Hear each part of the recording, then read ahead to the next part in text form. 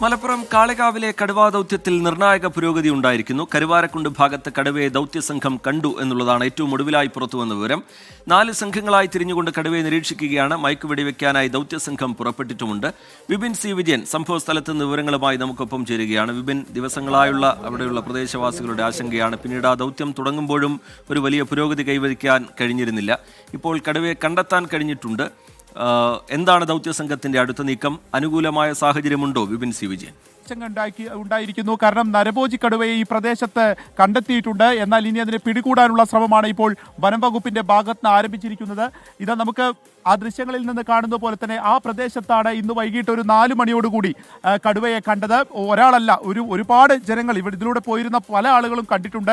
അത് പെട്ടെന്ന് മിന്നിമറഞ്ഞു പോവുകയല്ല, കുറച്ച് നേരം തന്നെ ആ സമയത്ത് ഉണ്ടായിരുന്നു, അവിടെ നിന്നിരുന്നു എന്നുള്ളത് കൂടിയാണ് ഇവിടുത്തെ നാട്ടുകാർ പറയുന്നത്. ഇപ്പോൾ RRT സംഘങ്ങളും DFOയുടെ നേതൃത്വത്തിൽ അതിനെ പിടികൂടുന്നതിന് വേണ്ടി മുകളിലേക്ക് പോയിരിക്കുകയാണ്. ചെങ്കുത്തായ ഒരു പ്രദേശമാണ്. ആ പ്രദേശത്താണ് ഇപ്പോൾ തിരച്ചിൽ നടത്തുന്നത്. ഒപ്പം തന്നെ ആ ഒരു ദൗത്യത്തിനിടയിൽ DFOയ്ക്ക് വീണ ചെറിയൊരു പരിക്കേറ്റിട്ടുണ്ട് എന്നുള്ളതും ഇപ്പോൾ അറിയാൻ സാധിക്കുന്നുണ്ട്. സൗത്ത് DFO ലാലിനാണ് ചെറിയൊരു പരിക്കേറ്റിരിക്കുന്നത്. അതുകൊണ്ട് തന്നെ ചെങ്കുത്തായ ഒരു പ്രദേശമായതുകൊണ്ട് തന്നെ ദൗത്യം കുറച്ച് ക്ലേശകരമാണ് എന്നുള്ള വിവരം കൂടി ഇപ്പോൾ പുറത്തു വരുന്നു. ഇവിടെ ഒരുപാട് ആളുകൾ താമസിക്കുന്നുണ്ട്. ഇവിടെ തൊട്ട് മുകളിൽ തന്നെ ഒരു നഗരമാണുള്ളത്. അവിടെയുള്ള താമസക്കാരൊക്കെ ഇപ്പോൾ ആശങ്കയിലാണ്. കാരണം ആ കടുവ ഇവിടെ വന്നിരിക്കുന്നു, ഇത്രയും സമയമായി അതിനെ പിടികൂടാൻ കഴിഞ്ഞിട്ടില്ല എന്നുള്ളൊരു ആശങ്ക നിലനിൽക്കുന്നുണ്ട്. എത്ര മണിക്കാണ് കടുവനെ കണ്ട്?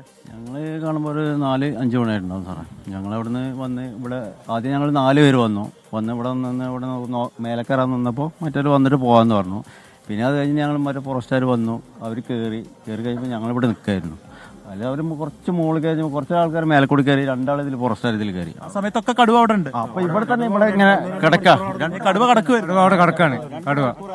അതിലാണ് ഫോറസ്റ്റുകാർ അതിൽ വന്നത്. അവരതിൻ്റെ തൊട്ടടുത്ത് കൂടാ വന്നത്. എന്നിട്ടാണ് അവർ കണ്ടത്. അവർ കണ്ട് പാഞ്ഞ തൊട്ടടുത്ത് വരെ അവർ ഓടി.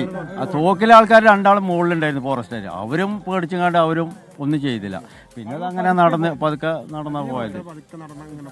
കുറച്ചധികം സമയം തന്നെ ഈ ഏരിയയിൽ ഉണ്ടായിരുന്നു. 2 മണിക്കൂറോളം അവിടെ കടന്നിക്കണേ കടുവ.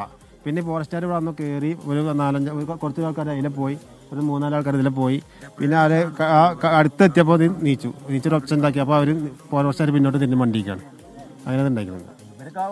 പിടിക്കാനൊക്കെ നല്ല ചാൻസ് ഉണ്ടായിരുന്നാണ്. അവര് വന്നപ്പോ തന്നെ ഒന്നുമില്ലാതെ വന്നിട്ടില്ല, ഒന്നും വെറുതെ. അപ്പോൾ ഇവിടെ വനപാലക സംഘം ഉണ്ടായിരുന്നു ആ സമയത്ത്. അവരും ഈ കടുവയെ കണ്ടിട്ടുണ്ട്, ഈ നാട്ടുകാരുടെ അതേപോലെ തന്നെ കണ്ടിട്ടുണ്ട്. പക്ഷേ പിടികൂടാൻ കഴിഞ്ഞില്ല. ഇപ്പോൾ ഈ മുകൾ വശത്തേക്ക് അവിടേക്ക് പോയിരിക്കുകയാണ്.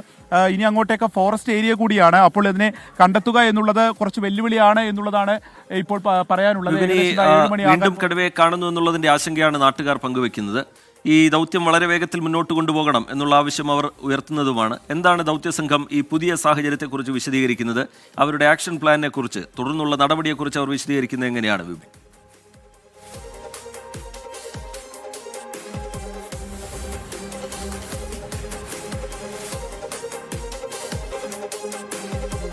വിജിത്ത് 20 പേരടങ്ങുന്ന 3 അംഗ സംഘമാണ് ഇതാ 7ാമത്തെ ദിവസവും കടുവയ്ക്കായിട്ടുള്ള തിരച്ചിൽ നടത്തുന്നത്. ഈ പ്രദേശത്ത് ആകെ തന്നെ ക്യാമറകൾ സ്ഥാപിച്ചിട്ടുണ്ട്. ഏകദേശം 50ഓളം ക്യാമറകളാണ് ഈ കാളികാവിനും അതിന് പരിസരത്തുമായി വെച്ചിട്ടുള്ളത്. അതായത് കടുവ വരാൻ സാധ്യതയുള്ള അരുവി അടക്കമുള്ള പ്രദേശങ്ങളിൽ ഇപ്പോൾ ക്യാമറകൾ സ്ഥാപിച്ചിട്ടുണ്ട്. അതിൽ ഒന്നിൽ മാത്രമാണ് ഒറ്റ തവണയാണ് കടുവയുടെ ചിത്രം പതിഞ്ഞിരിക്കുന്നത്. മറ്റ് പ്രദേശങ്ങൾ, അതായത് ഈ കരുവാരുകുണ്ട്, കേരള എസ്റ്റേറ്റ് പ്രദേശങ്ങളടക്കം നിരീക്ഷണത്തിലായിരുന്നു. അതുകൊണ്ട് തന്നെ ഇപ്പോൾ ഈ കടുവയെ കണ്ട സമയത്ത് ഇവിടെ 4 RRT സംഘങ്ങൾ ഉണ്ടായിരുന്നു എന്നുള്ളതാണ് നാട്ടുകാർ കൂടി സാക്ഷ്യപ്പെടുത്തുന്നത്. പക്ഷേ അതിനെ പിടികൂടാൻ കഴിഞ്ഞില്ല. അപ്പോഴേക്കും അത് മുകളിലേക്ക് പോയിരുന്നു. ഏകദേശം കുറച്ചധിക സമയം തന്നെ കടുവ ഈ പ്രദേശത്ത് ഉണ്ടായിരുന്നു, അതിനെ കണ്ടിട്ടുണ്ട്. അപ്പോൾ ഇനി കൂടുതൽ സ്ഥലങ്ങളിലേക്ക് ക്യാമറ സ്ഥാപിക്കുക, കൂടുകൾ സ്ഥാപിക്കുക എന്നുള്ള ഒരു ആക്ഷൻ പ്ലാനാണ് ഉള്ളത്.